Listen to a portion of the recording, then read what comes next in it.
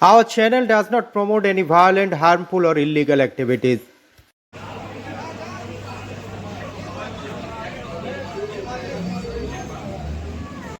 সম্প্রতি শিয়ালদা রানাঘাট শাখায় AC local চালু হলেও অন্যান্য শাখায় এখনও পর্যন্ত এই পরিষেবা পৌঁছে দিতে পারেনি রেল দপ্তর। তবে সূত্রের খবর, পুজোর আগেই শিয়ালদা বনগাঁ শাখায় এসি লোকাল চালু হবে। কোন কোন স্টেশনে এই ট্রেন দাঁড়াবে তার একটি তালিকাও ইতিমধ্যে সোশ্যাল মিডিয়ায় ভাইরাল হয়েছে, যেখানে দেখা গেছে এই এসি লোকাল অশোকনগর স্টেশনে দাঁড়াবে না। ফলে এদিন তৃণমূলের পক্ষ থেকে অশোকনগরের বিধায়ক তথা উত্তর চব্বিশ পরগনার জেলা সভাধিপতি নারায়ণ গোস্বামী দলের কর্মী সমর্থকদের নিয়ে দেখা করেন অশোকনগর স্টেশন মাস্টারের সঙ্গে। সাধারণ যাত্রীদের স্বার্থে এসি লোকালটি যাতে অশোকনগর স্টেশনে দাঁড়ায় তার দাবিও জানান নারায়ণবাবু।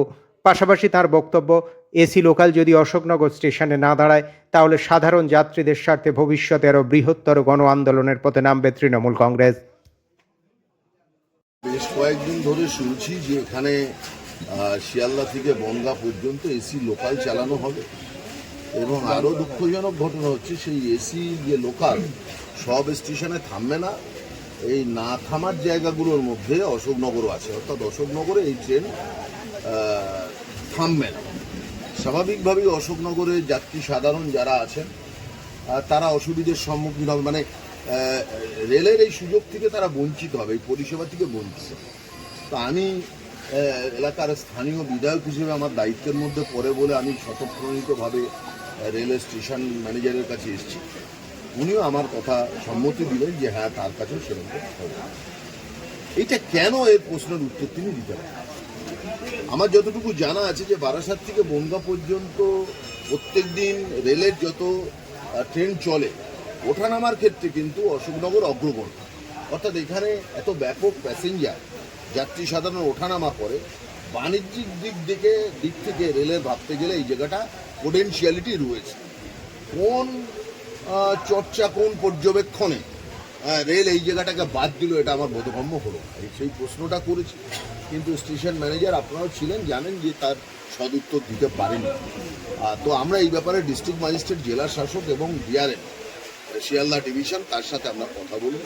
এছাড়াও এখানকার স্থানীয় এখানে সেই আদ্যিকালের সেই বদ্যি শেড, একটা করে শেড রয়েছে, আরও যে বৃহত্তর, এখান থেকে ব্যাপক পয়সা রেল আয় করে। কিন্তু এখানকার যাত্রীদের স্বাচ্ছন্দ্য সম্পর্কে রেল ভীষণভাবে উদাসীন এবং তাদের অবহেলা চোখে পড়ানো। 2 নম্বর প্ল্যাটফর্মের ওপরে যাদের যে ইউরেনাল ল্যাট্রিন আছে সেই সমস্তগুলো অপরিষ্কার এবং সেগুলো ভেঙে পড়েছে। যত্র এলাকার মানুষের বাড়িতে এই মানুষের মল মূত্র বিষটা চলে যাচ্ছে। অর্থাৎ শুধু পয়সা আয় করবো, আমি নাগরিকদের স্বাচ্ছন্দ্য বা যাত্রী সাধারণের স্বাচ্ছন্দ্য, তাদের স্বাস্থ্যের বিষয়টা দেখব না, এটা হতে পারে।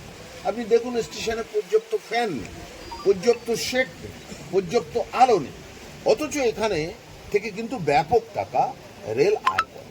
তো আমরা সেটা বললাম যে আজকে শুধু টোকেনলি জানিয়ে গেলাম, এরপরে এমন কোনো আন্দোলনে যেন আমাকে বা তৃণমূল কংগ্রেসকে নামতে না হয়, যাতে রেলের পরিষেবা ব্যাহত হয়। এর জন্য যদি হয় তাহলে তার জন্য কিন্তু দায়ী থাকবে রেল অ্যাডমিনিস্ট্রেশন, রেলওয়েজ অ্যাডমিনিস্ট্রেশন তার জন্য দায়ী। না দাঁড়ালে কি আন্দোলন করবো? নিশ্চয়ই করব, নিশ্চয়ই আন্দোলন করবো, 100% আন্দোলন করবো। এবং এই বিষয়ে আমি আগামীকাল আমাদের বাংলার মাননীয় মুখ্যমন্ত্রী তথা আমাদের সর্বভারতীয় তৃণমূল কংগ্রেসের সভানেত্রী মুখ্যমন্ত্রী মমতা বন্দ্যোপাধ্যায়ের দৃষ্টিতে আমি আগামীকাল আনবো বিধানসভা। এর মধ্যে কি একটা রেলের ষড়যন্ত্রের গন্ধ পাচ্ছেন? নিশ্চয়ই গন্ধ পাচ্ছি।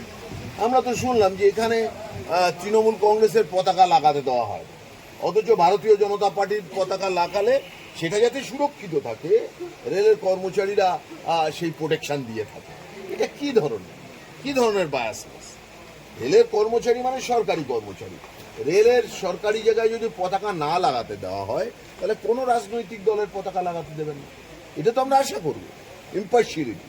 কিন্তু এখানে যারা কাজ করছেন তারা সব পক্ষপাত দুষ্ট, গোটা রেল ব্যবস্থা পক্ষপাত দুষ্ট। এবং অশোকনগরের এই যে মানুষের প্রতি রেলের যে অবহেলা, রেলের যে তাচ্ছিল্য, এটাকে কোনোভাবেই কিন্তু আমরা বরদাস্ত করব না, এবং অশোকনগরের মানুষও বরদাস্ত করবে না।